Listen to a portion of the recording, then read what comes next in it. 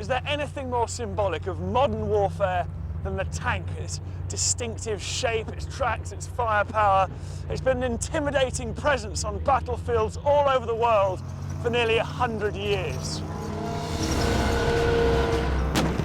Despite being a British invention, there are no plans to make any more tanks in the UK. The role of the tank in modern warfare is under question. When World War II broke out, Britain lagged behind her enemies in the quantity and quality of her tanks. And that gulf widened still further when the Germans built one of the most notorious and fearsome weapons in human history. In late 1942, the Germans unleashed the Tiger tank on the battlefield. With virtually impenetrable armour, incredible firepower and impressive mobility, this far outclassed any tank on the Allied side. If you fire at it from the front, it won't penetrate. Now, you can imagine the psychological effect. It's like me throwing a punch at you. If it just bounces off and it doesn't seem to affect you at all, I'm going to be a bit worried about that. This phrase goes around, tiger fright. If you see something boxy hiding in that hedge, hang on a second, let's back off, chaps. It might well be a tiger. Disabled Tigers were usually destroyed by their crews to prevent the Allies from discovering their secrets. But in North Africa in 1943, the Allies made a breakthrough.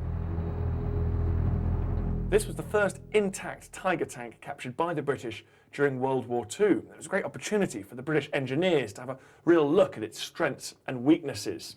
This allowed them in turn to invent a tank that was powerful enough to take it on. The result? The Sherman Firefly. With a huge new gun, the Allies at last had the firepower to face the Tiger on equal terms. At the controls, men like gunner Joe Eakins, a volunteer with little training. They joined the war as the Allies fought desperately to secure a foothold in mainland Europe after the D-Day landings.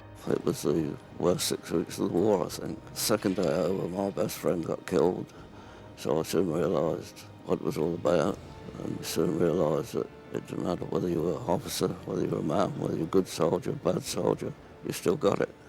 In August, Joe was thrust into one of the war's most famous tank skirmishes when he and his crew came across a cluster of deadly Tigers. Despite having only fired 5 practice rounds, Joe used the new firepower to destroy 3 Tiger tanks in just 12 minutes. I was frightened, perhaps a bit excited, thinking get them before they get me. And once we knocked them out and we sat back, relieved that we got through another day. Joe Eakins, he's actually in what's called a reserved occupation. He doesn't have to go to war.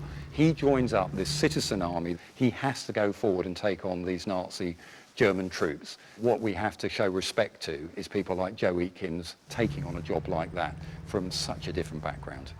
You're living together, such a confined space for 8 months, 8 to 9 months, and also you rely on each of you for your life.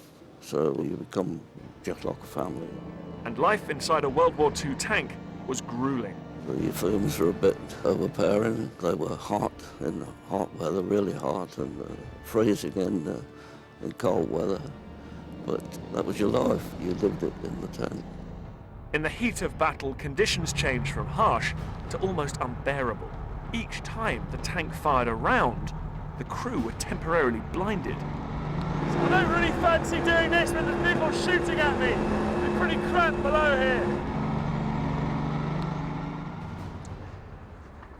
When you get this close to a tank, you get a real sense of just why they've lasted so long, not just as a weapon system, but as a symbol of power. And my feeling is that no matter where they're made, the British Army will go on needing its tanks and its tank men, men like Joe Eakins.